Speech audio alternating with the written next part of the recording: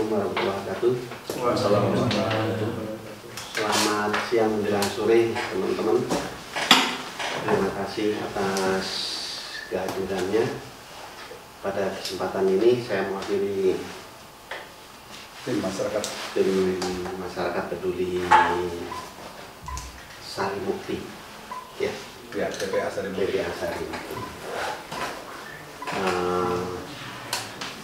Kenapa kita mengadakan ini? Salah satu diantaranya adalah kita prihatin aja.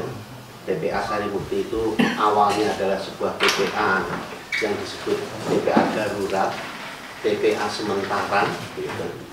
Tapi tidak terasa ternyata TPA sementaranya sudah berjalan hampir 17 tahun. Gitu. Jadi sebuah evaluasi, terutama juga untuk saya sebagai dan teman-teman gitu, yang bergerak di bidang lingkungan, sebuah TPA yang kita sebut sementara tapi selama 17 tahun, kebayang. Jadi seakan-akan ya perlu dipertanyakan juga sih sebenarnya, kita ini peduli lingkungan atau tidak gitu. Terutama sih sebenarnya ada yang bertanggung jawab sih itu sebenarnya. Kalau orang yang tidak punya tanggung jawab artinya tidak mendapat kewenangan untuk ikut menangani, salah juga gitu. Jadi teman-teman yang bergerak di bidang lingkungan kami ini ya bisanya cuma bicara atau mengingatkan gitu. Kalau kita terjun salah juga karena kita nggak mendapat kewenangannya itu. Nah, tentang selanjutnya, tentang detailnya mungkin nanti teman-teman saya bisa menjelaskan lebih jauh kaitannya dengan apa yang akan kita sampaikan sore ini. Mangga, mungkin dari Mas Sabto atau ya, Mas saya dulu. Ya, mangga. Baik, bismillahirrahmanirrahim. Saya Wahyu, anggota dari tim masyarakat peduli TPA Sarimukti. Saya mungkin perlu mengulang beberapa hal terkait dengan press conference kami yang perdana pada 5 Juni 2023 lalu, yang kebetulan juga bertepatan dengan Hari Lingkungan Hidup, ya. Kemudian nanti kaitan sama judulnya, mengapa judulnya potensi distrust. Namanya potensi berarti patut diduga, ya, akibat paradoks sikap dan pernyataan gubernur selaku dan Satgas Citarum. Nah, jadi kami ingin membatasi masalah atau membatasi kapasitas. Di sini gubernur bukan sebagai kepala daerah, tapi sebagai dan Satgas Citarum. Mengapa? Karena lokusnya ada di Das Citarum. Ini sebuah lokus khusus yang diatur oleh Perpres 15/2018, di mana tidak membatasi pada sungai, tapi pada daerah aliran sungai. Jadi catchment area itu yang menjadi sebagai satu kesatuan yang tidak terpisahkan. Dan kemudian kita tahu gubernur selaku kepala daerah punya tugas tambahan dari presiden selaku dan Satgas Citarum, di mana kita mengetahui wadah Satgasnya adalah untuk penataan ekosistem adalah Pangdam. Kemudian wadah Satgas untuk penegakan hukumnya adalah Kapolda. Dengan harapan beresin Das Citarum ini untuk tidak ada lagi atau minim sampah dan juga limbah, ya. Dan kemudian dibuatlah yang disebut ultimate goal-nya itu adalah pada tahun 2025 bagaimana Sungai Citarum.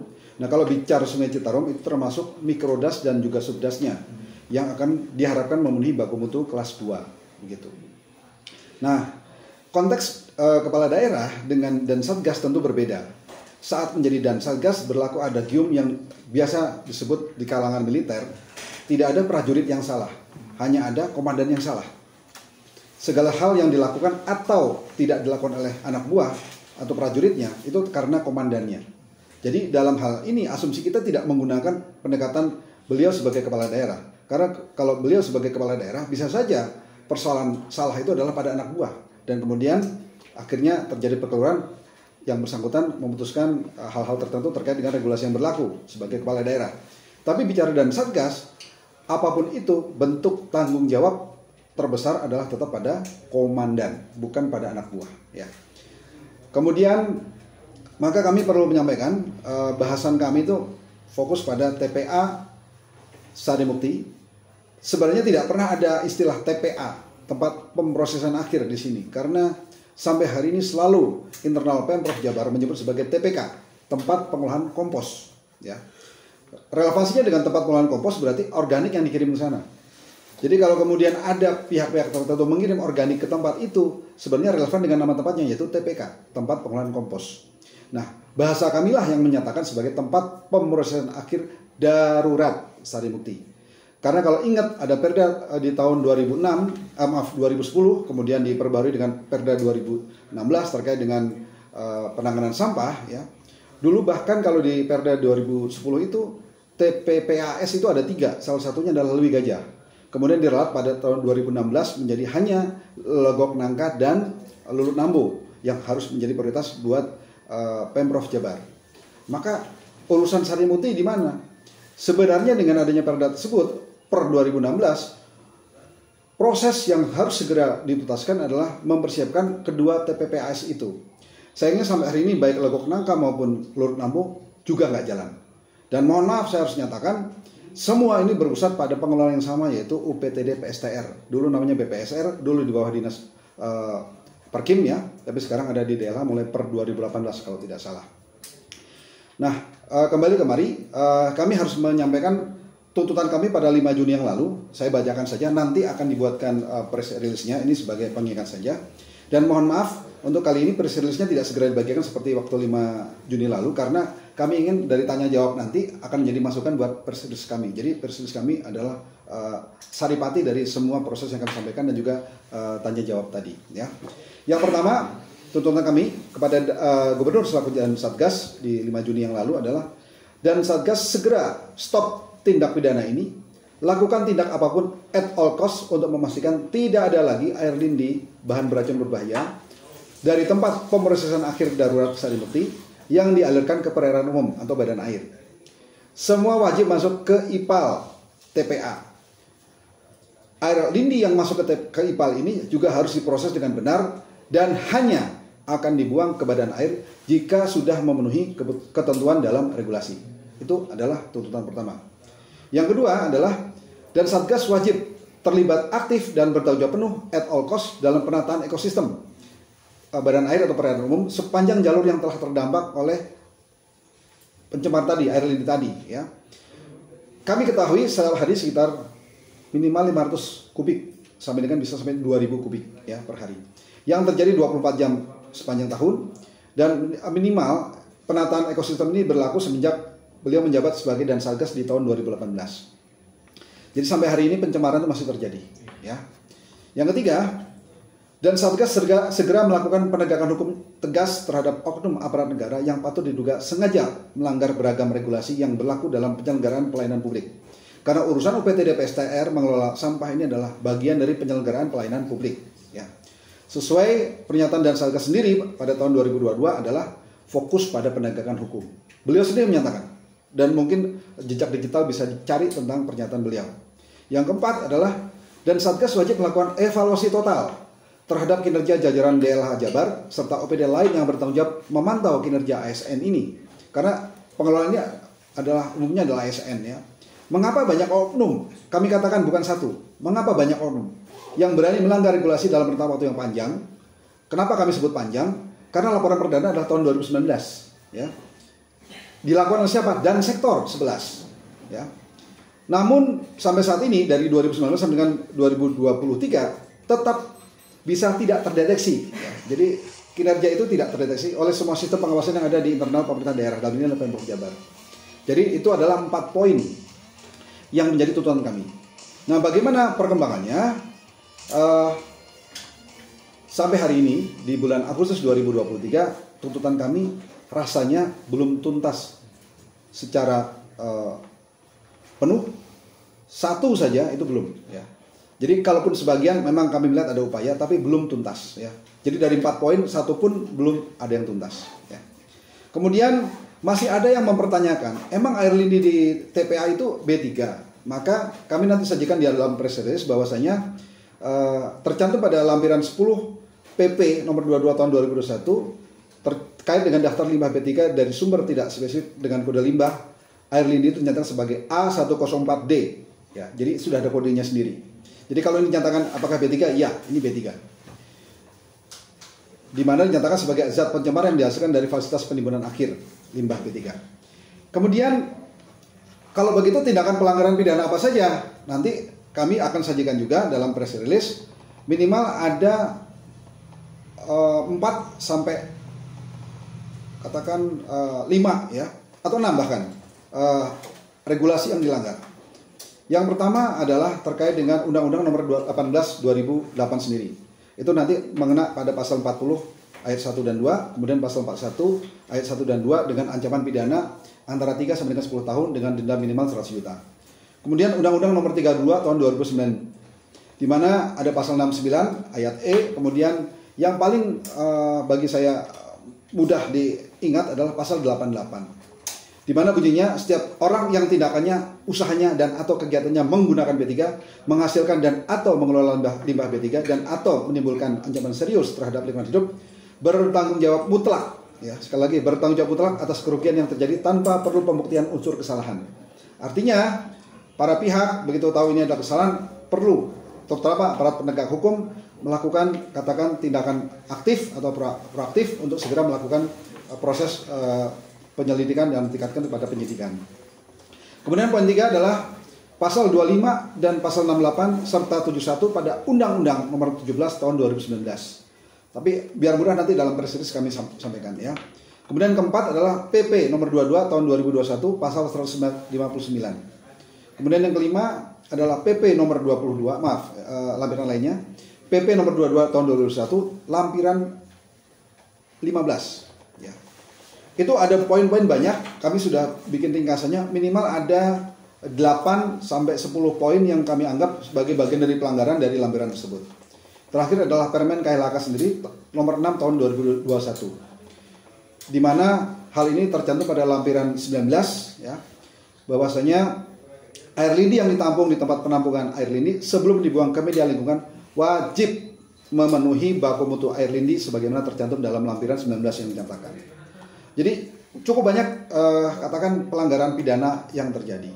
Nah, namun bagaimana sikap dan Satgas dari 5 Juni 2023 sampai sekarang, beliau hanya pernah menyatakan tentang beliau membuat tim investigasi.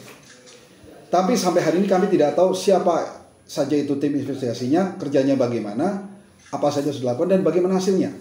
Yang kata beliau akan disajikan hasilnya, tapi tidak tahu. Sehingga kami putuskan pada bulan Juli kami juga kembali datang ke TPA Sarimukti dan melakukan beberapa hal. Contoh, ya salah satunya adalah melakukan uji ketahanan hidup ikan. Di mana di situ kemudian kita tahu ikan beberapa jenis baik imas, lele, dan nila ternyata tidak ada yang bisa hidup dalam waktu lebih lama dari 10 menit. Ya. Itu di sumur pantau 2. Bagaimana dengan sumur pantau 3? Maksimal ikan hidup 19 menit.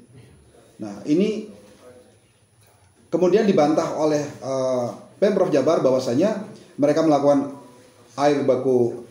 uji sampel dan semua dinyatakan indikasi sampel tadi memenuhi ketentuan.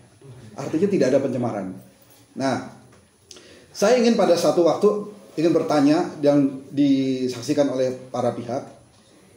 Kalau kami melakukan hal ini tadi dan mereka menyatakan tidak terjadi pencemaran, lantas yang menyebabkan ikan itu mati dalam waktu singkat itu apa? Dan tolong dijawab secara akademis. Nah, tapi pertanyaan itu belum kami sempat tanyakan ya. Jadi memang perlu ada sesi di mana kami bisa menyampaikan hal itu. Kemudian justru ada semacam sanggahan dengan sangat seolah bagi mereka telak kepada kami bahwasanya uji ketahanan hidup itu tidak dikenal sebagai bagian dari proses menguji terkait terjadinya pencemaran. Nah, pahami betul kepada teman-teman media.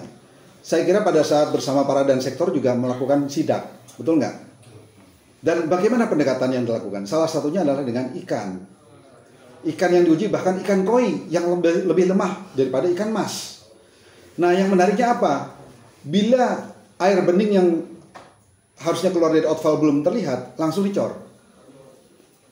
Itu menjadi standar karena air bening kemudian tidak hangat atau tidak panas, kemudian ikan koi hidup. Itu salah satu rujukan. Kenapa kemudian dilakukan tindakan pragmatis ini? Karena kami harus akui, mengambil sampel dengan tata cara yang ada dan oleh orang bersertifikasi itu sangat mahal.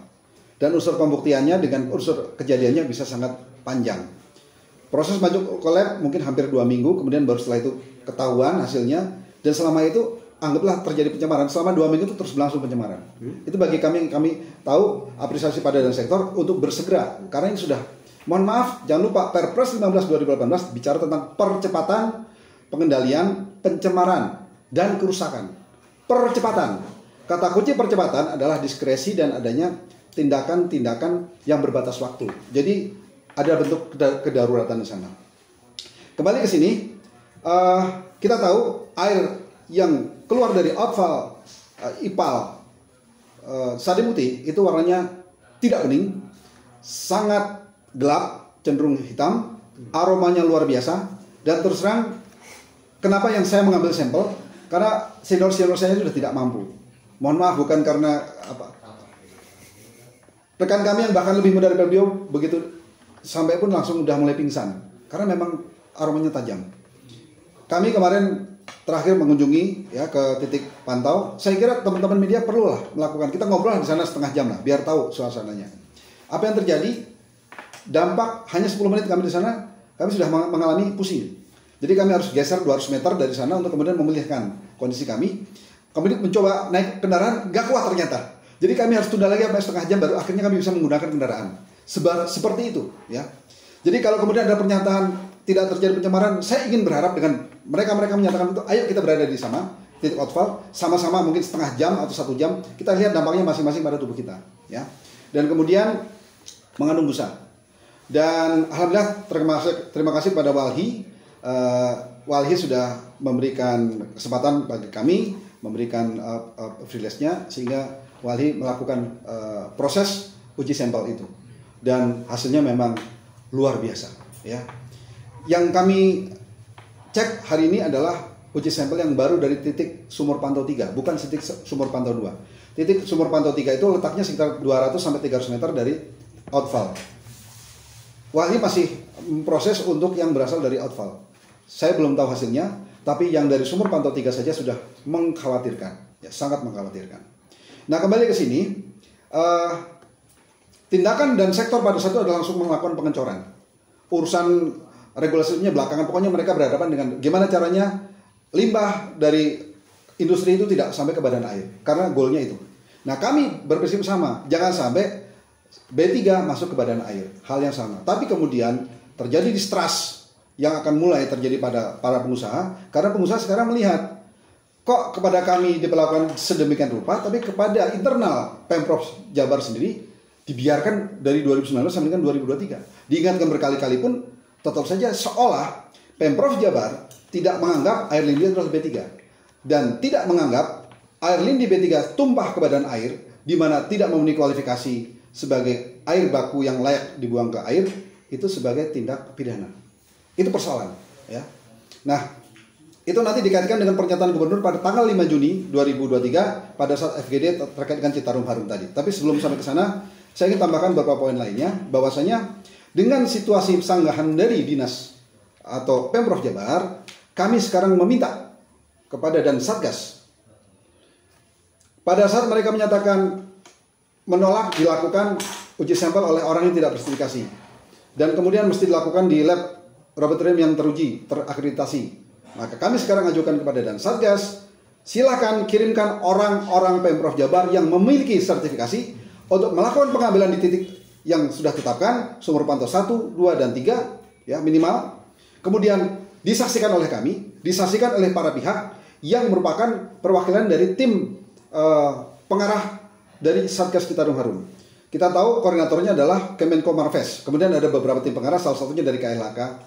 Dan boleh jadi kami ingin, karena ini bagian dari aparat penegakan hukum harus bertindak, ya, karena ini bukan delik aduan murni, maka biarkan dari Puslap Polri juga melihat. Kami videokan, menyaksikan bagaimana tata cara pengambilan oleh pihak yang bersertifikasi, tapi kemudian sampel itu diberikan kepada beberapa pihak, termasuk pada kami, untuk kami lakukan pengujian di lab yang terakreditasi dan independen. Ya, nanti kita akan cek sama-sama hasilnya. Dengan demikian akan menutup perdebatan urusan hal ini, ya. Nah, saya minta itu segera dilakukan. Kami minta itu segera dilakukan. Kenapa? Karena ini sudah bulan Agustus, di mana kemarau sedang terjadi yang boleh jadi lebih objektif dalam pengambilan sampel ketimbang, mohon maaf, pernah dinyatakan oleh Satgas Citarum Harum bahwasanya kualitas Citarum saat ini menjadi cemaringan. Problemnya kondisi cemaringan itu diambil pada saat di titik-titik tertentu di bulan Desember yang sedang musim hujan tinggi-tingginya. Jadi apapun pencemar itu nanti terdilusi dengan air yang baru turun dari hujan, ya. Nah kemudian dengan pernyataan dari Pemprov, maka hari ini kami juga menyatakan, karena setelah baru kami ketahui berdasarkan surat dari Sekda Jabar kepada para Sekda sekota Bandung, Kota Kabupaten se-Bandung Raya, tertanggal saya lupa 31 Juli kalau tidak salah dengan nomor 5956 PPLS sekian-sekian, di mana menyatakan bahwasanya akan ada pembatasan pembuangan sampah ke Sarimukti. Tapi poin penjelasan itu menembak kepada kami sebagai pengadu kepada KLHK, ya, atas pengaduan masyarakat kepada KLHK dan kemudian pemerintahan media massa. Nah ini problem. Problemnya apa? Problemnya kami dianggap menjadi, ya tanda kutip, masalah, musuh bersama para pemerintah kota sekabupaten se-Bandung Raya. Ini masalah. Dan kami harus nyatakan, rakyat Jawa Barat sebagian akan menjadi potensi warga terdampak dan juga termasuk warga DKI Jakarta pada saat mereka teracuni dengan air pencemar ini, ya. Bandung Raya bukan bagian dari korban, bahkan kita potensi menjadi pelaku karena sampah kita lah yang akhirnya ke sana, ya. Namun ada hal yang harus dipahami, bahasa yang tertera dalam surat tersebut seolah memposisikan Pemprov Jabar selaku korban, bukan pelaku. Ini yang bahaya. Dan beliau ini dalam suratnya menyatakan seolah ada unsur pembenar dan ada unsur pemaaf. Ini sesuatu yang tidak dikenal dalam undang-undang. Jadi mohon maaf, kami katakan tidak ada unsur pembenar dan pemaaf yang bisa digunakan dalam hal ini karena tidak diatur dalam undang-undang. Jadi mereka tidak bisa membahasakan, kami menolak. Kami dianggap sebagai penyebab pembatasan sampah tadi, ya. Dan masalah utamanya kami kira, ya, tetap nanti harus dicek oleh para pihak. Masalah utamanya adalah ketidakbecusan, ketidakmampuan pengelola. Dalam ini mereka tidak kompeten baik dalam tahap perencanaan, kemudian manajemen pelayanannya, serta operasional, teknis saat menerima amanah selaku pengelola Sarimukti. Dalam hal ini siapa? UPTD PSTR di bawah DLH. Nah mari kita lihat konteks dalam Satgas Citarum ini adalah di bawah gubernur selaku kepala daerah dan gubernur selaku dan Satgas. Dan kita tahu ada sekretaris Satgas Citarum Harum di mana pimpinannya tetap adalah dan Satgas, namun orang-orangnya kebanyakan dari DLH Jabar, ya. Nah, untuk itu kami dengan tegas menyatakan bila pembatasan pembuangan sampah ini tetap akan dilakukan, maka dalam waktu dekat kami akan segera berkirim surat kepada Presiden Republik Indonesia untuk memerintahkan kepada BPK untuk melakukan audit investigasi secara menyeluruh terlebih dahulu. Karena problemnya di sana, tapi menyalahkan pihak lain, ya wayahnya kami juga minta dilakukan audit investigasi menyeluruh oleh BPK. Ya. Kenapa? Anggaran UPTD PSTR untuk mengelola urusan-urusan persampahan di Jawa Barat ini lebih dominan dari urusan di luar sampah bagi DLH. Jadi kalau DLH mungkin dapat 130 miliar, untuk UPTD PSTR sini hampir 80 miliar atau bahkan lebih dari 80 miliar, lebih dari 50%. Dan itu layak diaudit. Berkaitan dengan hal tadi juga Sekretaris Satgas Citarum Harum juga perlu diaudit. Ngapain loh selama sekian tahun ini kalau nggak ada relevansinya? Mereka punya tenaga ahli. Mereka fokus hanya untuk Sekretaris Satgas Citarum, bukan untuk se-Jawa Barat. Kenapa masalah sampah juga nggak kelar? Ada tenaga ahli untuk sampah, ada tenaga ahli untuk limbah, nggak beres-beres juga. Begitu. Dan saya pikir ini harus audit investigasi menyeluruh baik untuk UPTD PSTR maupun Sekretaris Satgas Citarum Harum. Kemudian kami berharap adanya keadilan, ya, sehingga biarlah nanti pendapat para pihak yang memang berkompeten untuk melakukan audit dan sebagainya mempunyai kesimpulan itu yang akan kita ikuti. Bukan kemudian serta-merta muncul dengan angka sekian yang harus disepakati tanpa ada semacam mufakat atau apapun dalamnya. Nah, beberapa hal lagi yang saya sampaikan sebelum nanti Mas Sabto akan menyampaikan video ya. Karena salah satu sanggahan dari DLH itu bicara tentang debit air. Gara-gara terlalu banyak sampah, debit airnya jadi banyak. Mohon maaf, nanti Mas Sabto akan tunjukkan video. IPAL 2021 direvitalisasi dengan pernyataan mereka untuk menampung debit air antara 6 sampai dengan 8 liter per detik.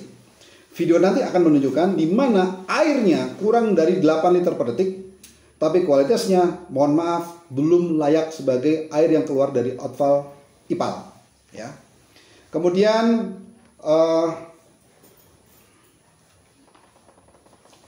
kami menyadari Sekretariat Satgas Citarum Harum menyebut selalu sebagai pengendalian pencemaran dan kerusakan das Citarum. Ada kata-kata di awalnya, kalau kita lihat Perpres 19 2018 yaitu percepatan itu menghilang. Jadi proyek yang seharusnya terjadi tindakan percepatan bentuk kedaruratan dan segera mungkin selesai menjadi sebuah proyek multi years, itu berbahaya, ya. Tapi itu yang terjadi. Kemudian poin lainnya yang menjadi pertanyaan ini kembali kepada pernyataan dari Pak dan Satgas Citarum Harum pada tanggal 5 Juni. Beliau menyatakan yang pertama, harus ada semangat bersama untuk merubah pola pikir dengan tidak membuang limbah ke Citarum Harum. Ini kan sebenarnya kepada para pihak. Tapi problemnya sampai hari ini internal pihak sendiri yaitu Pemprov Jabar tetap melakukan membuang sampah atau limbah, spesifiknya adalah limbah ke Citarum. Das Citarum dalam ini adalah outfallnya IPAL itu nanti akan mengalir bergabung di Kali Cipicung. Di samping timur dari kawasan ini ada kawasan Sarimuti ini ada yang namanya Kali Cipanawan. Di bagian barat ada yang namanya Kali Ciganas. Gabung di Cipicung, dari Cipicung masuk Cimeta, dari Cimeta masuk ke Waduk Cirata. Kita tahu nanti selanjutnya kemana, ya. Ternyata sampai hari ini terjadi distrust tadi. Yang satu pihak menyatakan harus mengubah pola pikir, tapi di lain pihak merubah pola pikir di internal anak buahnya sendiri belum berhasil. Kemudian keberhasilan Citarum Harum di forum PBB di Glasgow Conference dinilai keren karena peran dari kolaborasi pentahelik. Saya percaya kita masih melihat bahwasanya kolaborasi pentahelik ini belum utuh. Karena apa? Karena syarat saat ini masih peranan militer sebagai penataan ekosistem, bukan oleh masyarakat. Dan kita mau tahu tantangannya berikutnya adalah pada saat mereka fade away, surut ke belakang, bagaimana dengan peranan masyarakat? Itu belum tahu kita. Yang ketiga, daerah yang tidak berkontribusi pada program Citarum Harum akan dipanggil oleh gubernur. Jika masih tidak mau datang, maka perlu dipaksa dengan kekuatan provinsi.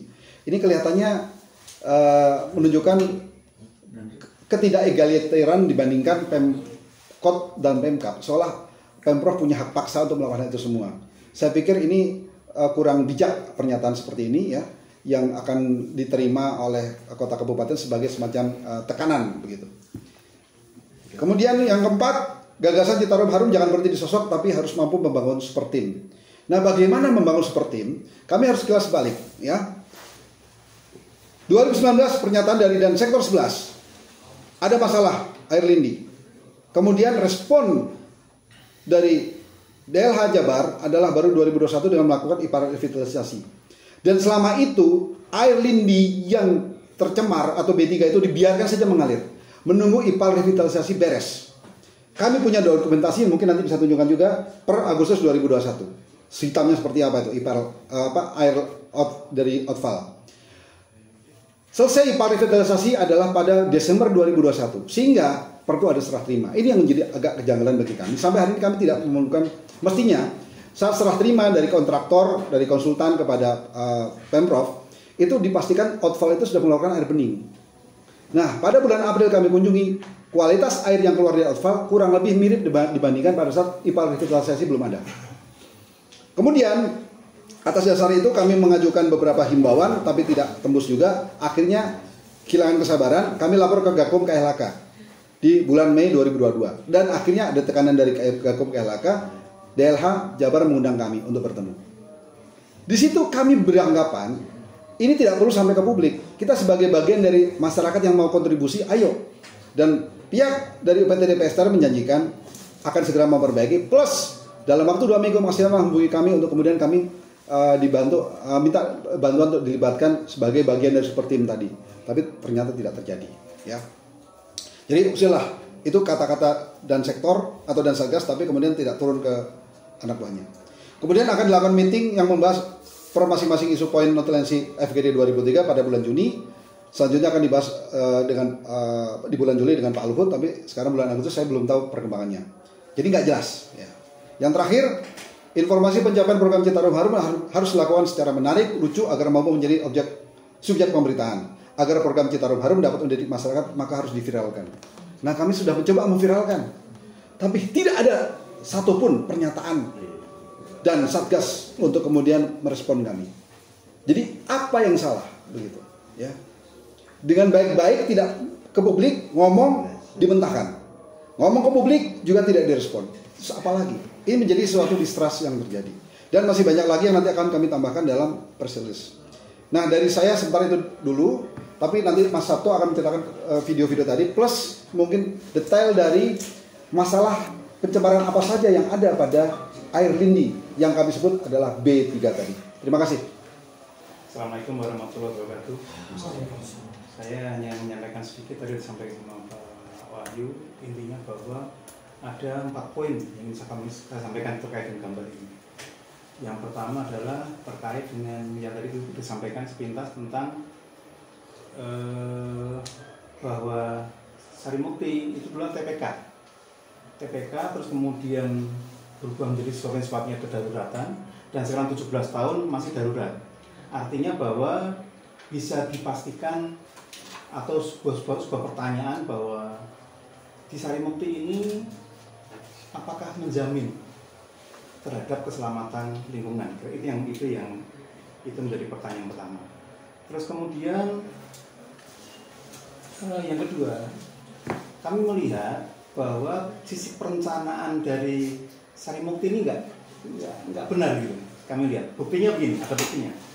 Tahun 2021 ada pernyataan dari kepala dinas bahwa dia merancang IPAL Sarimukti itu untuk kapasitas 6-8 meter kubik, maksimalnya segitu per detiknya, ya, kapasitas debit. Padahal tahun 2021 itu debitnya sampai 14 liter per detik.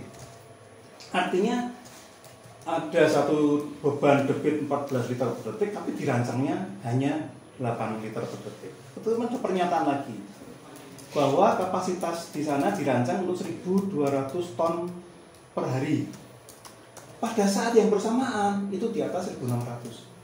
Artinya bahwa perencanaan sudah tidak sesuai dengan kondisi lapangan.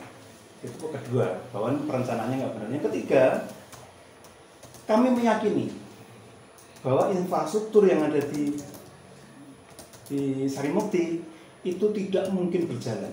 Kami meyakini, dan nanti kita buktikan, ya, bahwa nggak mungkin berjalan.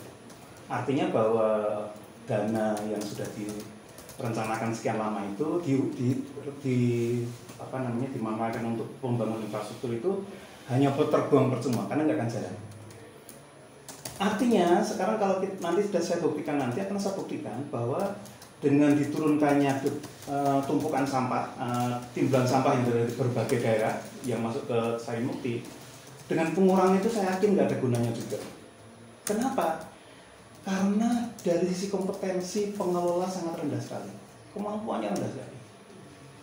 Jadi saya diskusi dengan beberapa pengelola sana, saya lihat nggak mengerti masalah.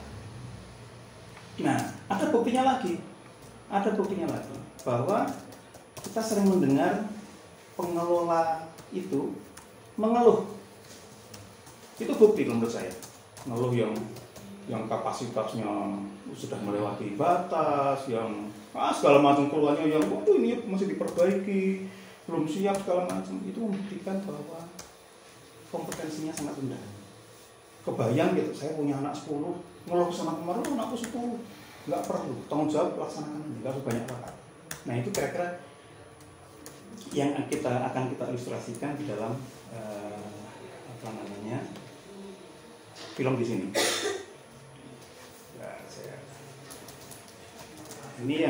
Ini yang kunjungan kami tanggal 30. Yang mana ini? Ini ya, Akhir Juli. Akhir Juli. Tadi saya sampaikan Ya, 30 Juli. bahwa kapasitas debit yang ada di IPAL itu 8 liter. Ini paling berapa liter, Pak? Tapi hitam kayak gitu. Kira-kira berapa liter, Pak? Rendah sekali kan? Artinya bahwa IPAL-nya nggak jalan. Antara 2 sampai 4 liter per detik. Tapi kita tahu bahwasanya Jadi IPAL itu hanya hiasan, syarat punya, tapi nggak mampu mengoperasikan.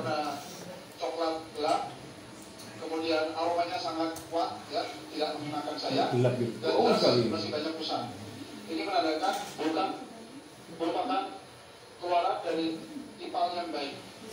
Pak Jokowi saya sudah menyampaikan berulang-ulang, mulai dari 2022, sesuai dengan laporan awal dari peringatan awal dari Sektor 19 pada tahun 2019.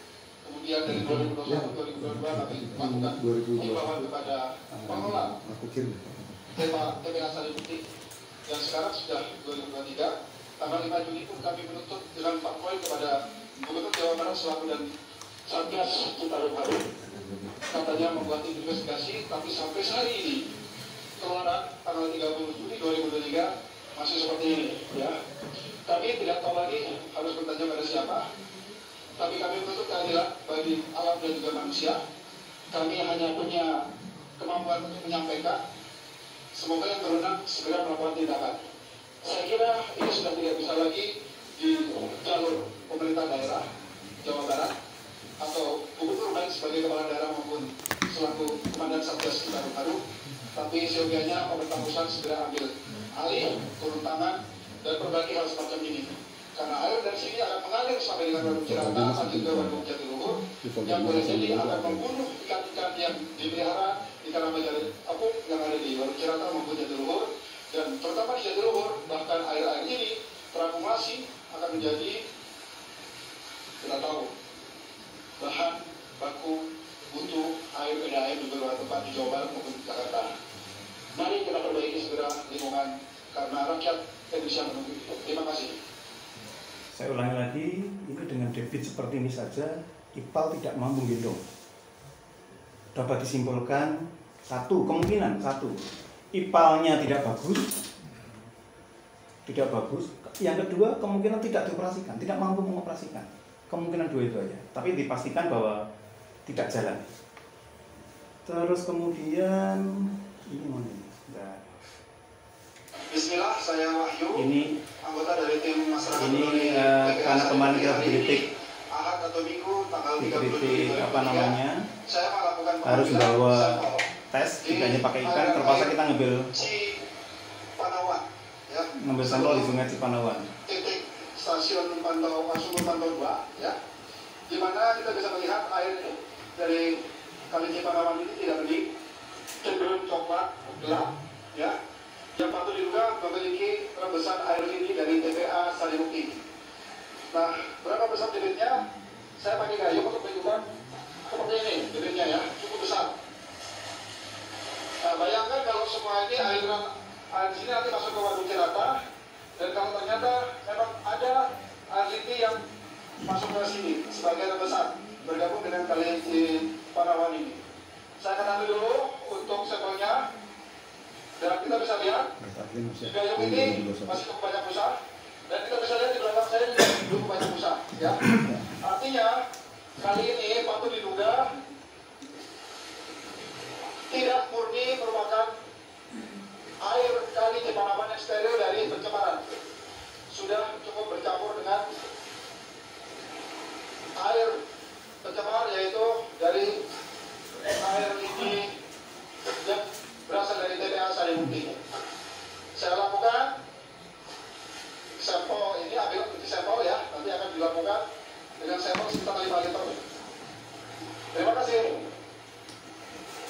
Jadi yang waktu tanggal 5 ada yang belum hadir? Ada? Banyak yang tidak hadir. Pendatang baru ini Ya, baru lagi. ya. Oke, saya ulang lagi gitu. Jadi tanggal 19 April 2022 tahun yang lalu kami datang ke lapangan kami melihat sesuatu yang sangat luar biasa, dahsyat sekali. Nanti saya sampaikan. Nah, intinya bahwa di belakang Pak Wahyu ini ada simpangan sungai. Ini dari IPAL, ini dari ini yang dari ini yang ditapak di Pak Wahyu. Bagian timur lah. Ada satu lagi sungai apa namanya? Ciganas. Ada lagi sungai Ciganas. Dari bagian barat. Kami pas lihat itu, warnanya hitam semua, tiga-tiganya hitam. Jadi yang dua ini tidak melewati IPAL sama sekali. Akhirnya kami telusuri. Nah, waktu kami telusuri, kami melihat ini. Ini kenapa awal dari ributnya itu loh sebenarnya. Ini awal keributan sebenarnya. Saluran permanen. Ini adalah Ciganas, sungai Ciganas. Sungai tanpa melalui kolam stabilisasi dan IPAL. Itu pengundangan kita tuh, ini yang di atas tuh. Kita masuk lagi itu. 19 Lagi April ngukur 2,4 meter. pukul 10.50. Debitnya sebesar ini. Tidak mungkin hanya 5-10 liter per detik, jauh lebih besar. Dan bisa dilihat ini besarnya seperti ini. Airnya langsung mengalir ke anak sungai, tidak melalui proses pengolahan. Dahsyat, luar biasa. Siapa yang bertanggung jawab? Ini ujungnya langsung masuk ke tumpukan sampah. Tumpukan sampah masuk ke sini. Artinya di sini kami yakini ini by design. Ini by design dan akhirnya kami laporkan, kami ketemu dan beliau itu janji. Pada saat tahun 22 janji dalam waktu 3 minggu nggak salah ya. Maksimal 3 minggu, tapi 2 minggu akan diperbaiki. Akan diperbaiki. Artinya bahwa ini tidak, kami minta supaya tidak langsung masuk ke sungai, masuklah ke IPAL dulu. Kemudian setahun kemudian kami kok agak penasaran, akhirnya kami kunjungi lagi ke lapangan. Ternyata nggak diapa-apakan dan situasinya jauh lebih jorok sekali. Akhirnya kami melakukan kegiatan seperti ini karena udah nggak bisa dicanggih baik-baik lagi. Gambarannya kira seperti itu, tapi dari hasil kami konferensi pers itu memang ini diperbaiki. Yang ini sudah diperbaiki. Artinya lindi yang berangkat dari tumpukan sampah tadi tidak melewati lorong ini lagi, tapi langsung masuk ke IPAL, sudah melewati IPAL. Dan hasilnya seperti tadi.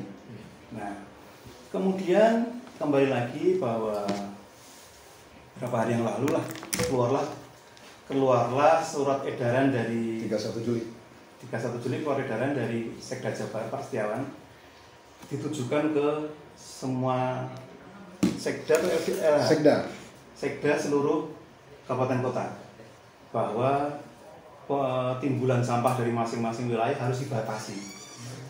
Untuk apa? Alasannya adalah supaya membatasi lindi yang keluar dan dihasilkan. Tapi dari gambaran yang tadi kami yakin nggak ada gunanya juga karena mereka nggak mau. Nah, kemudian ini ada satu laporan lagi bahwa kami telah melakukan tes laboratorium. Hasilnya seperti ini. Ini ada di Sumur 3. Sumur 3 itu adalah dari IPAL ditambah dengan sungai, tambah sungai. Hasilnya seperti ini. Artinya sudah melewati pencairan disusui lah. Ya lebih pengenceran berkali-kali. Hasilnya seperti ini. Jadi kalau kita lihat di sini dia bersifat elektrolit, ya, yang tadinya nggak bisa daya hantar listriknya tinggi sekali. Padatan tersuspensi bagi itu sangat tidak ada, sangat keruh. TDS juga tinggi, sangat keruh. pH-nya di atas normal, berarti basah dan lain-lain. Nah, di sini saya lihat kloridanya di atas, seng, kadmium, ini sata putih kadmium. Ini sata putih. Karena dia bersifat karsinogen. Kadmium bersifat karsinogen. Dalam beberapa tes, kadmium nggak muncul. Kami tes coba, ternyata ada kadmiumnya. Jadi dia bisa berdampak kanker paru, kanker perut dan lain-lain. Jadi di sini harus menjadi perhatian kita juga, membuktikan bahwa di dalam pengelolaan sampah, pengangkutan dari, jadi kira gambarannya begini, sampah yang ada di rumah kita ini masih bersih, tapi begitu masuk ke tong sampah menjadi kotor, tapi kotornya kita tahu, pencemarnya kita tahu, tapi begitu pencemar ini, begitu sampah dibawa ke TPS, ceritanya udah lain lagi, dibawa ke TPA, apalagi kan saling terkontaminasi. Nah, di sini adalah menggambarkan satu pengelolaan yang salah. Sambil contoh, kita juga ikut-ikutan mungkin ya. Ada satu benda apa di rumah kita, ya batu baterai apa segala macam. Kita mungkin nggak merasa salah. Habis kita buang gitu aja. Padahal begitu sampai di lapangan, dia akan terurai, akan mencemari, membuat cemaran-cemaran yang sekarang ini kita takuti. Nah, mungkin di sini juga tanggung jawab siapa ya? Kalau saya lihat, yang menarik mereka selalu ngomong bahwa ini mindset masyarakat harus digeser segala macam. Selalu begitu. Yang disalahkan masyarakat. Artinya sebenarnya mereka nggak mampu mengelola masyarakat juga nggak mampu. Berarti mampunya mengelola apa? Bingung jadinya. Mengelola masyarakat nggak mampu, mengelola teknologi yang dia investasikan juga nggak mampu dan lain-lain. Jadi di sini ini banyak sekali yang sifatnya karsinogen ya. Kalau timbal enggak, timbal ini neurotoksin, dia karena neurotoksin. Nah ini di sini banyak sekali yang sifatnya karsinogen. Kalau saya lihat, ya itu di atas. Ini adalah standarnya, yang sebelah awal ini, yang kiri adalah yang hasil tes lapangan. Kira-kira seperti itu. Kita ke bangga. Masih ada satu lagi halaman berikutnya. Masih ada. Ya plus minus begitulah. Ini banyak sekali. Banyak sekali. Ternyata semuanya tembus. Semuanya di atas batas. Jadi memang padahal sudah diancarkan, posisi diancarkan. Ada yang ya kayak klorin, orang sadar pertama kali bahwa lingkungan harus menjadi perhatian karena klorin juga. Awalnya ada satu kawasan mengandung banyak klorin sehingga burung tidak netes segala macam, itu karena klorin. Ini klorin juga luar biasa. Kira-kira gitu ya. Ada nasi goreng. Ada pertanyaan? Ya, saya kira kita cukup dulu. Kita diskusi. Oh iya, silakan jawab. Silakan. Ya, sementara itu dari kami menyampaikan sehingga potensi yang terjadi terkait dengan distrust itu menjadi sangat besar dan ujung-ujungnya yang akan dirugikan adalah tetap rakyat Jawa Barat dan potensinya adalah juga penduduk DKI Jaya apabila mereka mengkonsumsi air yang keluar dari PDAM mereka yang baku mutunya atau air bakunya adalah dari Jatiluhur. Tentu Cirata dengan Jatiluhur berbeda, tapi bagaimanapun kalau akumulasi di Cirata terus meningkat, ujung-ujungnya Jatiluhur juga akan terpengaruh. Ya. Problemnya apa? Tolong disadari, dengan 1 kubik saja, 1 liter per detik saja, maka dalam 1 hari itu minimal 86 kubik air lindi B3 masuk. Nah kalau kemudian karena musim hujan itu apa, itu bahkan lebih dari 20 kubik bahkan, karena tercatat 14 ya, yang pernah terjadi, kita bisa tinggal kalikan saja. Saya memperkirakan rata-rata itu akan ada di antara 6 sampai dengan 8 kubik. Itu artinya setara dengan minimal 500 kubik per hari gelontoran air lindi beracun berbahaya yang masuk terus ke Cirata ya, dan terakumulasi di sana. Nah saya hanya menduga ya, itu satu waktu akan membunuh ikan-ikan yang ada di Karamba Jaring Apung. Kalaupun tidak membunuh, akumulasi dari B3 tadi akan ada di tubuh dan tentu saja itu akan berbahaya bagi siapapun yang mengkonsumsi ikan-ikan tersebut. Ujung-ujungnya ada banyak dampak baik ekonomi, sosial, kesehatan dan lain-lain terhadap warga Jawa Barat. Atau saya tambah sedikit ini. Apa yang disampaikan Pak Setiawan untuk mengurangi sampah, menurut saya bagus. Artinya sampah adalah potret kehidupan masyarakat yang tidak efisien. Makin minim sampah, semakin efisien. Bagus, itu yang bagus. Cuman yang menjadi keberatan kami, jangan kami dijadikan alasannya. bukan kami, penyebab dari itu harus dikurangi. Jadi ini yang jadi masalah. Jadi artinya itu bagus. Nah sekarang tinggal bagaimana teknis dari pelaksana di atas sana supaya masyarakat bisa mengikuti perintah bagus ini. Itu saja Pak. Artinya bukan berarti kami ikut menentang bahwa enggak. Jangan kami menjadi alasan. Kalau lihat di suratnya itu nampak sekali bahwa karena ada yang begini maka kami terpaksa begini, nah kalau ada bahasa begitu. Kira-kira itu. Enggak, yang berkenan bertanya. Enggak Pak. Terima kasih. Assalamualaikum warahmatullahi wabarakatuh. Waalaikumsalam. Setelah saya mendengarkan apa yang diuraikan, saya sudah tahu persis dan sudah menduga sejak zaman Belanda. Saya sudah pernah bilang Pak, ngomong, tapi karena saya ini orang biasa, itu diacuhkan. Kadang-kadang di Cirian, kemudian aku dibuang. Begitu aja, setiap tahun. Sampai dengan tahun 2000-an lah, bahkan sampai tahun 67-an. Jadi hampir 78 tahun saya pernah bilang mengenai limbah lindi dari kotoran, dari sampah. Yang pada waktu itu sampah tidak sebanyak sekarang Pak. Masih bisa dihitung tonnya juga. Karena rakyat kota Bandung khususnya baru 60.000 orang, 600 sampai 900 itu tahun 50-an, itu sudah pernah dibilangkan. Dan kemudian saya mengikuti apa yang dari lingkungan ini dikatakan, saya selalu mengikuti. Tapi apa artinya lah? Kadang-kadang mereka itu apa yang dikatakan dan Satgas dan itu ini, sekarang ini kalau saya ikut saja nyeletuk, Pak, ke sekolah Pak, ulah pipiluan. Begitu Pak, ini kenyataan Pak. Jadi saya tidak bisa apa-apa. Bahkan setelah tahun 2016, barangkali saya sering ketemu sama dulu tuh Pak Dadan ya.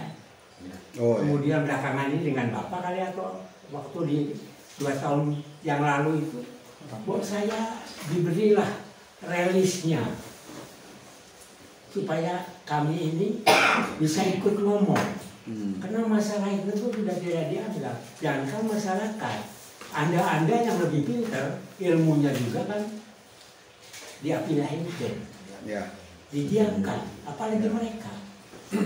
Kami itu dari sejak dulu juga 30 tahun, 40 tahun lalu sudah mengatakan masyarakat harus diajak, diberikan edukasi yang baik. Karena dulu sampah tidak sebagai sekarang. Nah, Citarum masih katakanlah bisa dipakai mandi gitu ya, diminum. Kan sekarang kadang-kali dengan adanya lindi ini luar biasa. Bahkan ini secara pelan-pelan mungkin anak cucu saya juga nanti akan terbunuh sama air itu. Nah, sekarang yang saya katakan, apalah tahu apa, bapak-bapak saja yang berdasarnya ilmu pakai gitu kan bisa belajar, dikatakan tidak kompetensi, ya kan Pak? Belakang ini.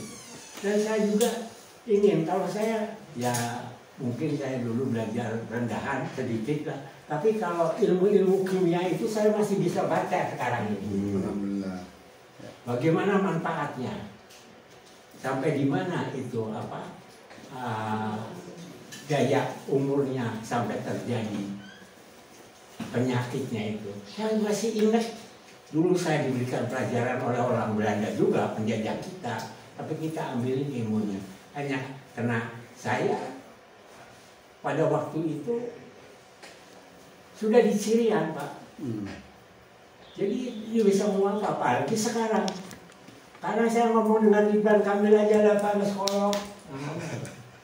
Nah, saya hanya mengharapkan 2 tahun yang lalu saya ketemu dengan siapa barangkali, Pak, coba saya diberikan rilisnya lah, supaya saya bisa ngomong Noel. Karena belakangan ini, 2-3 tahun belakangan sampai kemarin ini, saya sering dengan Jokowi. Ternyata mungkin Pak Jokowi tidak melihat gambar-gambar ini. Jadi di film saja di bawah. Itu keyakinan saya. Ya. Saya sering dimintain bantuan kalau Jokowi ke Bandung, hanya suruh ke pasar. Pasar Cicahem, Cicadas, Cihapit. Itu pun dengan ketat pengawalan, Pak. Ya. Terutama, maaf ya, terutama pengawas-pengawas yang dari Pemprov, dari Citarum. Udah tahu itu aki-aki mah bener kan. Nah ini Pak, ini yang tak sama. Karena itu nanti kami minta rilis. Ya. Dimana nanti besok bisa Jokowi kesini akan saya toel. Saya yakin Jokowi tidak tahu. Saya yang suruh, Pak Anu tolong ya bantu. Di Gede Bagi ada apa? Ada Jokowi. Mau apa katanya gini nih. Besoknya lagi sampai yang terakhir kemarin ke Jarak Kalupat. Mau apa main bola saya? Enggak, ada Pak Jokowi CS katanya ya supaya apalah gitu lah. Ya. Hanya gitu aja Pak. Padahal saya tahu persis Pak soal lindi ini dari beberapa tahun, apalagi sekarang-sekarang Ya. 2 bulan ini masyarakat juga udah mengatakan, tapi apalah, gak bisa Pak. Saya tidak bersekolah, saya tidak bukan seorang dokter, profesor dan lain sebagainya.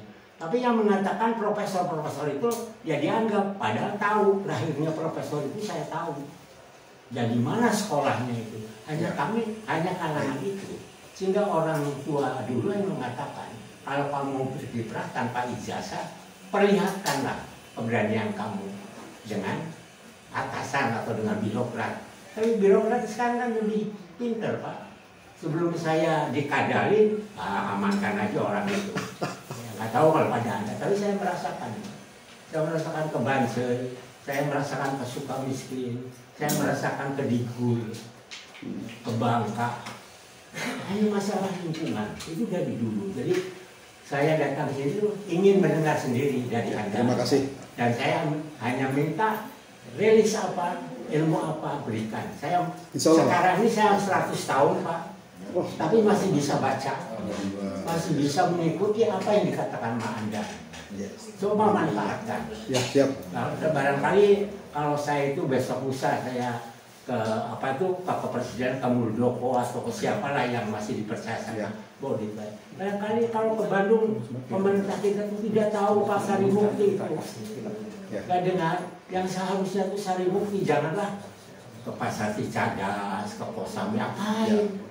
Insya Allah pengarah acaranya itu ke sana Pak. Insya Allah kami bukan hanya beri press release-nya Pak, tapi semua videonya Pak yang kami punya Pak. Biar Jadi itulah hanya itu, dan kami mendukung sepenuhnya maupun Mas Hiro, Pak Adi. Jadi ini ya Pak, yang minimal menyampaikan lah Pak. Dan barangkali pastilah terkena sebelum Jokowi itu turun tahta. ya. Jadi kalau kesini ini saya berapa kali, 4 kali ke Padalarang meresmikan terowongan, ke Gede Bage, Ya. jalan rel, itu saya selalu dibawa. Ada orang sana kebetulan, secara kebetulan di sana itu ada yang dulu pernah bergabung dengan saya, kasarnya murid-murid orang, yang masih mempunyai hati yang baik. Siap. Insya Allah. Barangkali gitu aja Pak. Baik. Mungkin kalau mengganggu ini. Insya Allah. Beruntung sekali kan. Ya. Assalamualaikum. Assalamualaikum. Enggak. Assalamualaikum warahmatullahi wabarakatuh. Assalamualaikum. Saya Jokenen dari media 60.com dengan RT.id dan 60.id. Nah, saya tertarik dengan atas kejadian yang sangat signifikan bagi saya, bahwa dengan adanya Perpres 19/2018 itu untuk menindak atau menyetop, menghentikan sebuah kejadian seperti ini. Ya. Usia Perpres dari 2018 sampai saat ini 2023 bahwa dinyatakan progres Citarum Harum itu harus 5 tahun tamat. 7. Artinya bisa mengembalikan Sungai Citarum dan seluruh anak cucu sungai itu dalam kondisi utuh, tidak rusak. Yang kedua, tentu sangat diapresiasi, sangat mengapresiasi sekali bahwa kondisi sungai itu harus bersih dan sehat, harus bisa dimanfaatkan oleh orang banyak. Kenyataan sampai saat ini Bapak-bapak lebih mengerti baik di Sungai Citarum itu sendiri maupun di sub-sub sungai. Artinya Satgas Citarum Harum yang dipercaya oleh Perpres tersebut ternyata mandul. Artinya kalau kita hitung dari 2018 tambah 5 tahun ini berakhir. Bahkan dinyatakan dari Satgas tersebut itu diperpanjang sampai 2024. Kalau saya telah dari kondisi sungai maupun apalagi Sungai Citarum tersebut itu tidak sampai ke 60% berhasil, masih di bawah pencemaran yang tinggi. Artinya sesuai dengan pernyataan dari Wali bahwa itu tercemar ringan, justru saya itu tercemar masih tinggi. Terbukti dari paradigma masyarakat yang notabene Satgas Citarum Harum semua sektor 1 sampai sektor 23 itu harus merubah paradigma masyarakat atau apa namanya tadi, mindset masyarakat. Ternyata mindset masyarakat masih tidak berubah, sehingga gubernur saat itu mengumumkan untuk mengungsikan kaum pentahelik 5 unsur.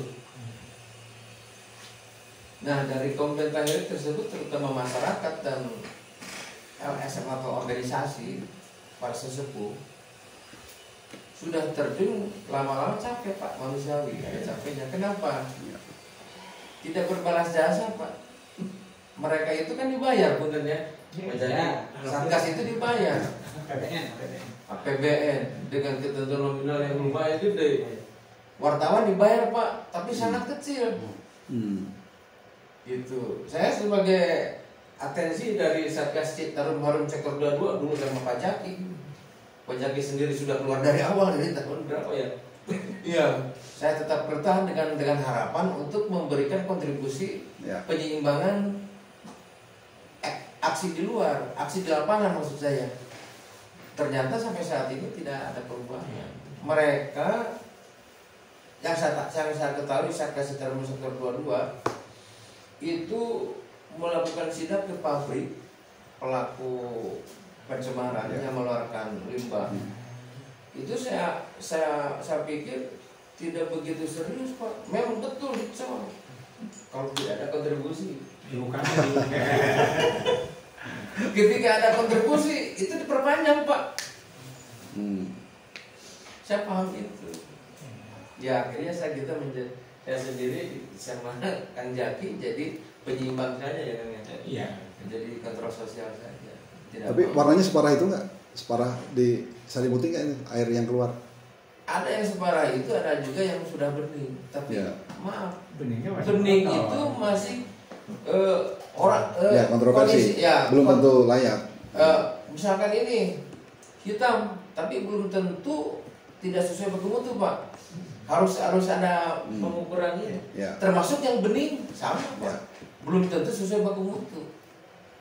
Nah, pertanyaan saya pada Bapak itu hanya prolog saja Pak, kejadian yang fakta di lapangan. Saya setiap hari bergerak dengan Pak Jaki, dengan teman-teman media lain. Pasti ada jawaban dari gubernur sebagai dan Satgas. Saya kan udah mengerahkan setiap sektor, TNI semua bergerak di lapangan. Mereka melaporkan kegiatan setiap hari. Saya, maaf kata gubernur, mungkin saya sebagai dan Satgas melihat laporan, tentu baik-baik saja kan. Nah, bagaimana atensi Bapak, penilaian Bapak terhadap Satgas Citarum Harum untuk saat ini, begitu saja. Terutama para TNI. Sebelum saya menjawab, ada senior yang menjawab dulu mungkin ya kalau soal itu. Monggo, Mas Ci. Dan yang gitu kalau menurut saya nggak usah di jalan, nggak usah di jalan. Iya. Karena itu bukan ranah kita untuk menilai gitu. Yang punya kewenangan kita melihat itu kejadian-kejadian fisik tentang lingkungan. Tapi kalau soal kualitas perilaku aparat itu kita nggak boleh menilai begitu.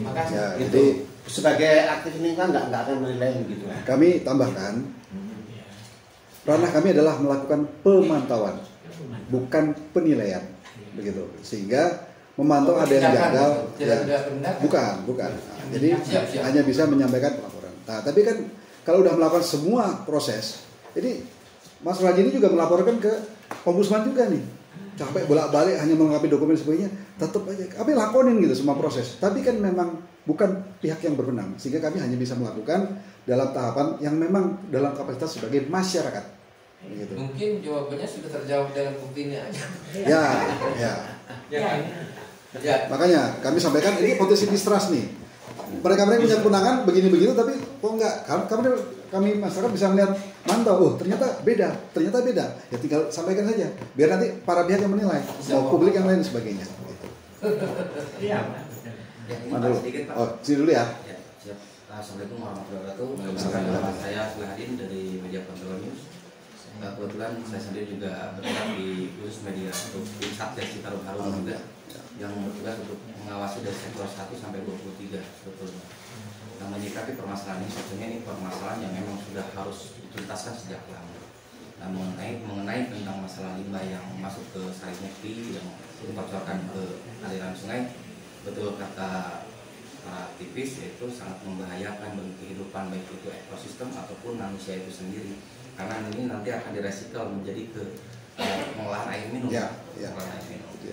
Nah, cuma di sini juga kan kita sikapi dari beberapa kegiatan yang pernah dilakukan oleh aktivis atau dari Walhi sendiri, mengenai tentang bagaimana langkahnya kita menuju supaya Sarimukti ini benar-benar diperhatikan penuh.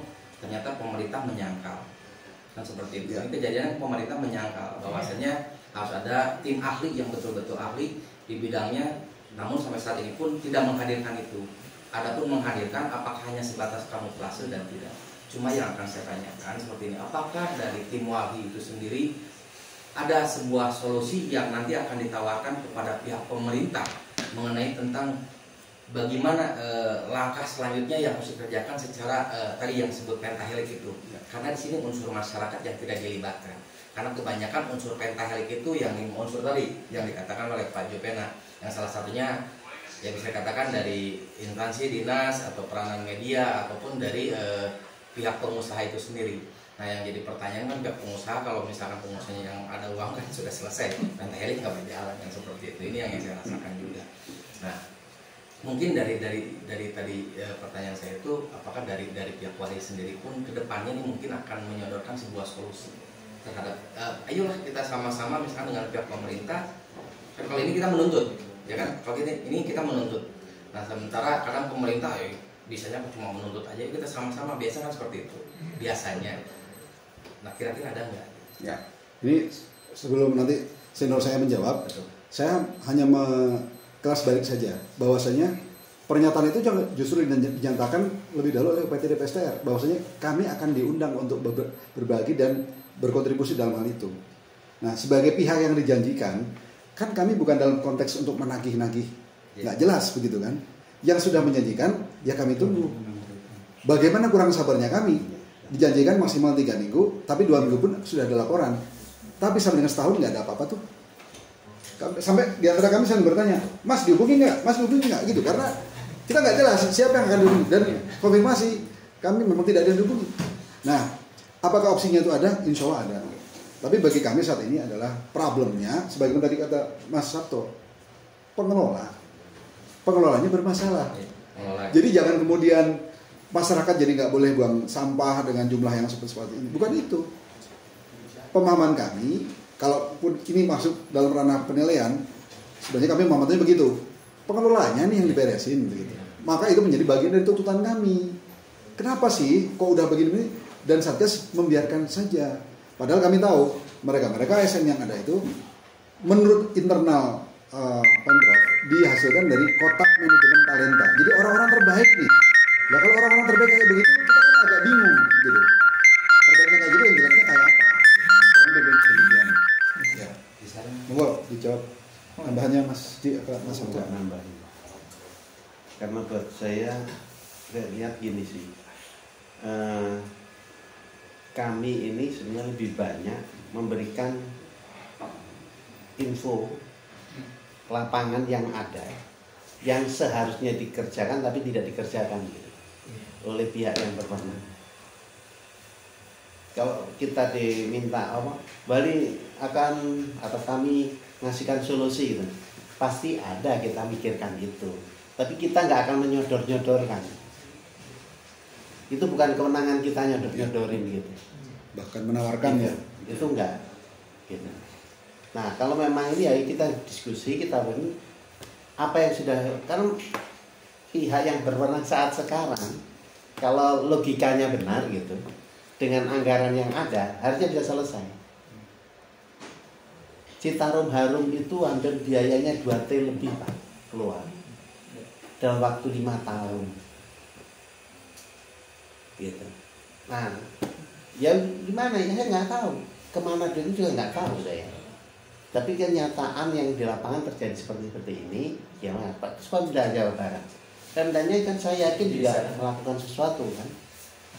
Tapi ukurnya seperti apa gitu. Nah, kami nggak bisa menyampaikan situasi lingkungannya seperti ini, kondisi itu begini. Itu yang kita lakukan dan ini semua fisik yang kita lihat. Nah, kalau mau diajak debat ya boleh, kita diajak diskusi gitu. Jadi pada intinya kami tidak sedang konfrontasi, tidak konfrontasi. Kita hanya menyampaikan kepada publik ini karena kita diminta tolong juga masyarakat. Siapa yang belain masyarakat lapangan? Nggak ada, kami berusaha untuk bantu mereka. Gitu. Itu yang kita kerjakan. Mudah-mudahan dengan cara seperti ini kita sama-sama bisa di pihak yang berwenang juga meningkatkan cara mengelola yang lebih baik. Gitu. Kami juga akan jadi lebih baik untuk ngontrol misalkan gitu. Itu yang sebenarnya ingin kita bangun. Itu kayaknya. Dan saya dikit lagi Pak. Enggak Pak. Enggak. Kalau kita dengar pembicaraan tadi daripada pihak Walhi, itu hanya memberikan bagaimana solusinya lingkungan kita kok begini kan. Padahal mereka lah yang punya wewenang. Kalau Abah itu tertariknya justru selama saya zaman Belanda sampai dengan tahun berapa kemarin itu kaget buat setahun itu sudah ada dananya karena Jokowi itu kan memberikan yang terlihat katanya 2 kilo. Saya sering main di atas sana di hulu itu ya, Abah itu ya, edukasi masyarakat yang tidak ada Pak. Belum tidak ada tapi belum merata barangkali ya, karena dulu tidak ada dananya, sekarang ada dananya pun masih begitu, jadi berarti tidak nyampe. Nah, Abah minta sama Walhi untuk menarik kita sebagai masyarakat kerjasama. Apa yang telah kita pelajari berdasarkan laboratorium kita beberkan melalui media yang ada di Bandung atau di Jawa Barat, berikan supaya mau bahwa lingkungan kita itu berdasarkan ilmu ini. Air yang jernih itu berdasarkan ilmu itu begini. Ternyata di lingkungan Sarimukti kok begini. Nanti bisa baca Pak. Anak-anak SMA itu barangkali sekarang udah lebih canggih ya, lebih bisa untuk membaca mengenai apa itu rumus-rumus dari kimia. Jadi nanti kritikannya itu datangnya bukan hanya dari pencinta lingkungan di sini notabene Walhi saja, tapi semua masyarakat akan membaca berdasarkan bantuan-bantuan dari media-media. Ya tentunya itu banyak itu ininya. Saya dengar barusan dari media juga dapat kebahagiaan tapi sedikit. Memang ya hanya mendengarkan barangkali untuk itu. Ya itu kalau Abah pribadi bukan sedikit, serta saya pun belum pernah tahu. Makanya kalau ada situ udah, saya juga ada bermain, makanya saya mendatangkan Pak. Saya kesini dari zaman dulu sampai hari ini Pak, saya senang lingkungan. Dari mana biayanya? Abah, kalau dulu saya dipanggil Om, Kakak, Mang, Aden gitu ya. Itu saya kerja Pak. Saya jualan sampai hari ini Pak. Menyisihkan. Ingin datang ke jalan apa ini? Kopi. Ya pecah kopi. Ya. Pecah kopinya yang dipecah. Dari hasil-hasil itu untuk sampai.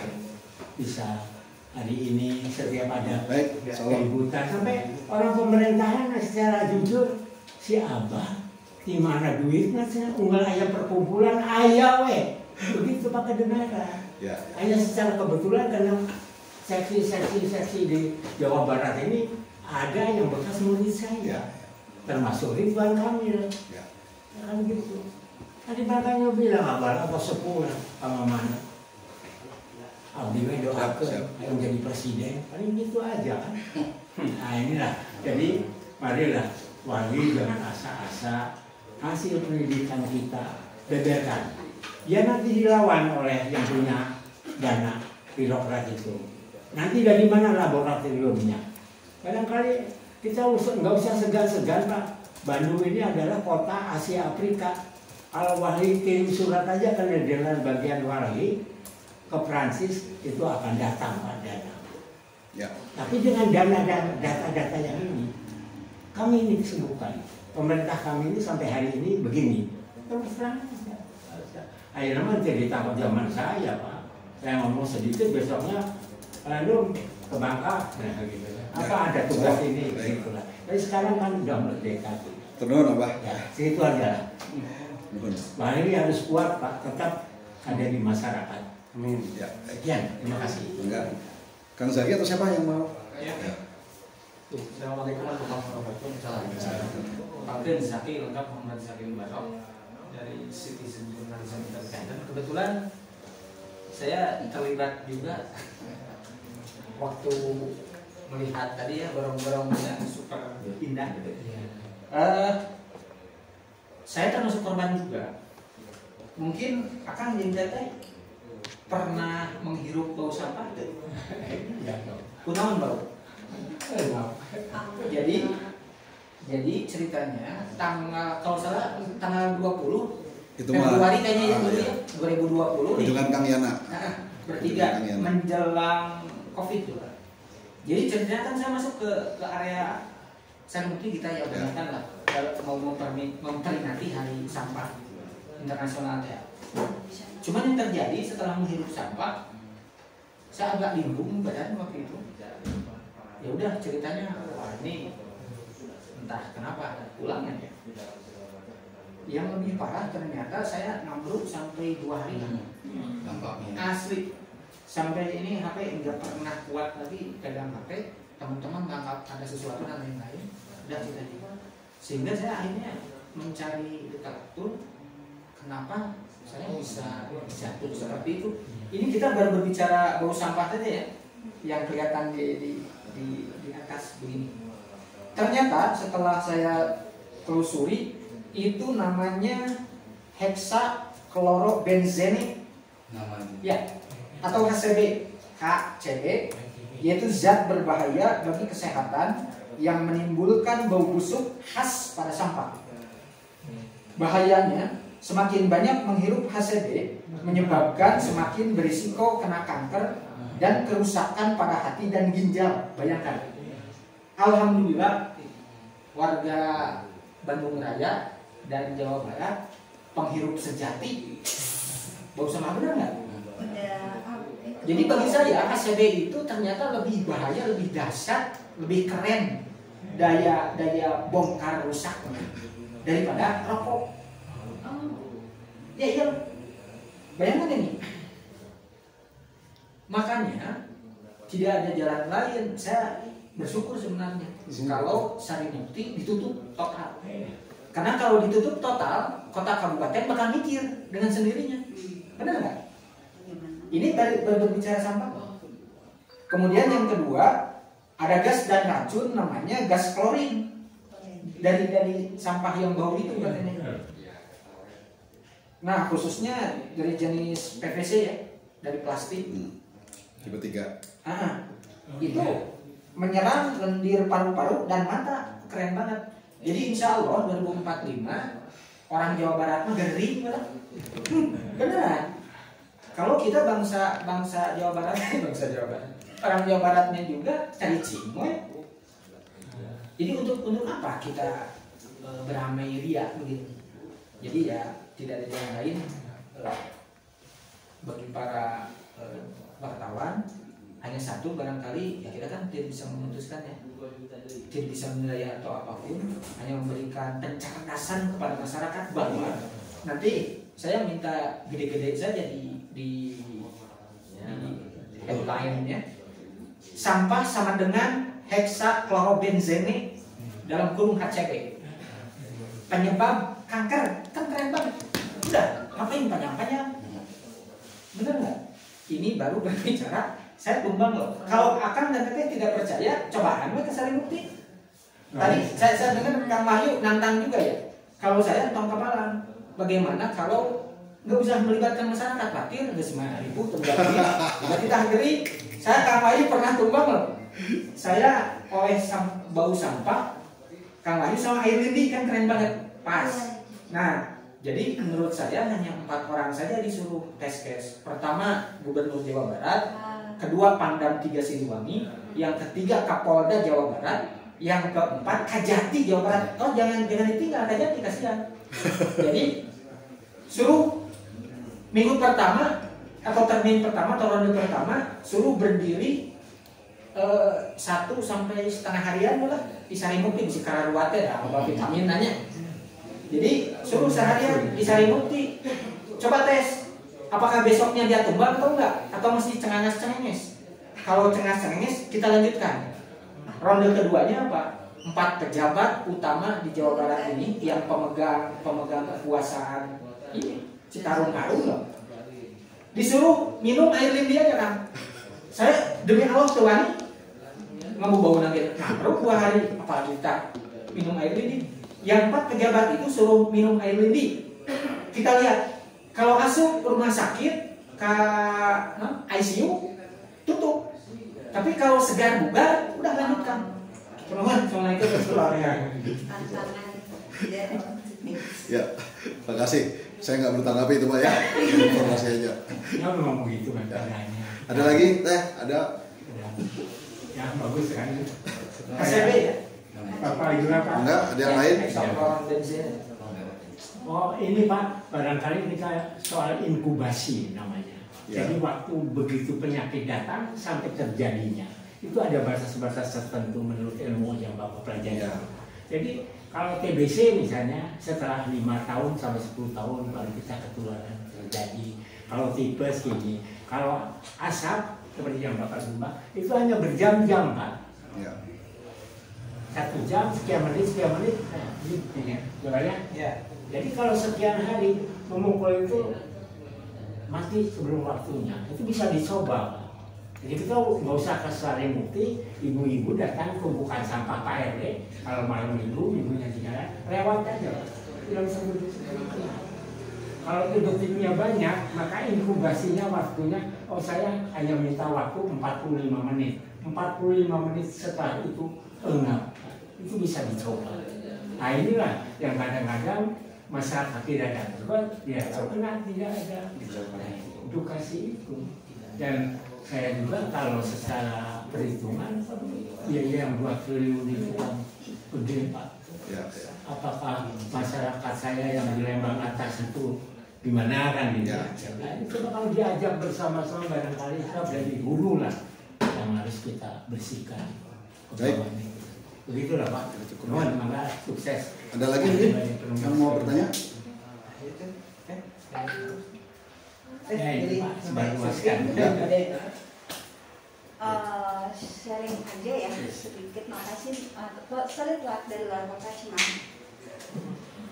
Dulu saya diwakili eksekutif nasional, tapi itu tahun 7 tahun terakhir saya diwakili itu 2006. Masih Longgena Ginting. Jadi dulu wali jabat tuh Mang Denny Jasmara direkturnya. Saya dulu media relation. Saya baru tahu tentang skema pentahelix saat ini karena yang saya alami ketika di eksekutif nasional memang NGO, media, dan pemerintah itu ketika menghadapi kasus lingkungan ya memang berposisi berperan sesuai fungsinya. Juga pencemarnya apakah pemerintah atau perusahaannya itu oleh swasta company. saat ini saya diberitahu tentang skema Pentahelix, jadi media tuh diajak duduk bareng ya untuk mengawal, ngikutin dari mulai dari perencanaan, pelaksanaan operasional sampai akhir. Mungkin nantinya ujungnya kan kayak skema POAK ya, planning, organizing, acting, controlling gitu. Tapi yang terjadi pada isu ini itu saya agak heran karena dapat informasi dari Kang Wahyu bahwa ada pihak-pihak yang mencoba bahwa ada pihak-pihak mencoba bahwa isu ini jangan diangkat gitu, karena ada tanda kutip kepentingan politik atau ada tanda petik aku tidak tahu apa itu, tapi saat ini saya pribadi berposisi sebagai penulis lepas dan saya ingin menulis tentang isu ini secara serius karena saya ingin ini diangkat ke nasional. Kenapa? Ranahnya memang nanti jatuhnya nasional gitu. Ketika Kang Wahyu cerita Lindi ini ujung akhirnya sampai ke dekat Jabodetabek, masuk ke konsumen Palija, DST, itu air minum itu mengandung si ikutan yang dicemari oleh di bagian hulu. Itu bagi saya luar biasa mengerikan ya. Saya minum air konsumsi, saya masak air kasih ibu rumah tangga tapi kan di Cimahi, yang mana wilayah KBB Cimahi itu justru tidak dicemari gitu, karena kan memang bukan si wilayah alirannya gitu. Jadi agak lucu ketika kita buang sampah sembarangan di tempat sumber Citarum itu, di daerah jauh dari kita tinggal, akan ada orang yang minum terdampak oleh ekses air lindi dari TPA Sarimukti. Sorry, it's incredible stupid things to hear ya. Maaf, jadi ini jahat. Jatuhnya memang pidana kejahatan terhadap lingkungan gitu. Itu harus disadari gitu. Jadi ya kita harus sadar gitu bahwa media punya kewajiban. Nggak bisa tuh ada yang bilang wah ini tahun politik nih ada isu. Enggak. Ini ada tindak pidana. Terus ini memang media tuh harus berkewajiban, punya posisi penting media di situ. Kenapa? Karena dia jembatan antara publik, pemerintah dan pembuat kebijakan juga grassroots ya, si konsumen terakhir. Jadi yang mau disikapi dengan benar. Itu aja sharing saya. Makasih. Terima kasih. Ya, masih ada lagi yang mau bertanya? Sebenarnya kalau untuk pertanyaan karena saya juga bingung ya. Pernyataan atau pertanyaan enggak? Ini kita sharing ya, konferensi pers sudah selesai kan? Udah lebih cenderung sharing sebenarnya. Kalau bertanya kan dalam artian dari pihak aktivis atau polisi sendiri pun tidak punya kewenangan untuk menindak dan yang lain-lain untuk menjadi permasalahan. Kecuali kalau misalkan tadi yang saya katakan ada sebuah ranah di mana ada sinergitas antara pihak aktivis, masyarakat dan pemerintah itu sendiri mengenai tentang masalah bagaimana dan harus bagaimana seperti itu. Kalau misalkan penindakan kan lebih gampang. Kalau misalkan Satgas saja mampu mengecor salah satu perusahaan, kenapa nggak masyarakat aja kita cor itu lubang yang gede itu, gitu, tutup sama lama ya, gitu kan. Kalau kita berbicara emosional, gitu. Makanya di sini ya betul-betul harus dikaji ulang. Kita pastinya itu kayak yang dikatakan ibu ya bu ya. Sebagai peranan media kita harus lebih aktif lagi melihat isu yang terjadi sekarang itu, yang apalagi yang pada saat ini mengenai tentang masalah keberlangsungan hidup. Itu yang terpenting, apalagi yang tadi Bapak katakan mengenai tentang HCW itu Pak, itu sangat luar biasa. Jadi ada bahasa baru di milenial ini yaitu namanya kankers. Ya, kankers. Makanya kan pencinta kanker berarti kan maksudnya kan orang-orang kalau sampai biasa nanti kan orang mencintai dengan hadirnya penyakit gitu kan. Jadi kita harus istilahnya harus segera menyetop dan segera menyudahi itu semua. Kan nanti mungkin dari pihak media juga kita akan dorong ke pihak gakumnya Pak. Pihak gakumnya ada bergerak juga, betul tadi Kejati Jalan Sentuh, ya Kejati ya Pak ya. Jadinya Jalan Sentuh. Bahkan dari pihak kepolisian pun jarang, karena selama ini yang berjalan yang berjalan dengan elit betul, karena yang berlaku sebagai dan satgas adalah gubernur, wadan pelaksana lapangan adalah dari TNI untuk TNI, sementara ada yang dari penegak gakumnya ada yang dari kepolisian atau dari Polda. Polda sama Kejati. Ya Kejati ini yang kurang jalan itu, karena ketika di lapangan pun saat ada beberapa hal yang dikomunikasikan dengan pihak Peksa, kebetulan kan satgas jadi tahu. ketika kita berbicara dengan pihak aparatus penegak hukum, itu berbicara mengenai tentang regulasi anggaran. Nah, kita nggak dikasih ngapain juga, ya udah kita diem aja kan gitu. Nah itu sebetulnya ada di atas itu ada, makanya dibentuk struktural itu ada. Nggak mungkin nggak ada kan. Nah ini yang jadi pertanyaannya itu sampai istilahnya seperti mau berbenturan. Ada istilah kemarin kejadian yang waktu di kabupaten salah satu pabrik ditutup, ya kan? Bahkan ya, yang punya pabriknya juga dipenjarakan. Nah, sementara pihak Satgas nggak tahu. Harusnya kan itu sinergitas. Kalau berbicara pentahelix, ya kan? Pihak Satgasnya tahu bahwa ini melanggar, membuang limbah. Pihak LH-nya juga misalkan mengetahui dengan data-data hasil labnya. Pihak kepolisian bekerja sesuai mengatasi sesuai dengan aturan regulasi yang ada seperti itu. Ini hanya sharing aja Pak, bukan pertanyaan itu saja ya. Ya memang begitu, bukan sharing, begitu. Terima kasih. Jadi harus diserang dari berbagai lini. Iya. Jadi penyerangan pentahelix sekarang itu. Jadi kayak pinball. Ya, saya nanti sampaikan nomor kontak saya karena press release masih akan disempurnakan dan nanti akan dikirimkan. Semoga sebelum Isa sudah sampai ke masing-masing.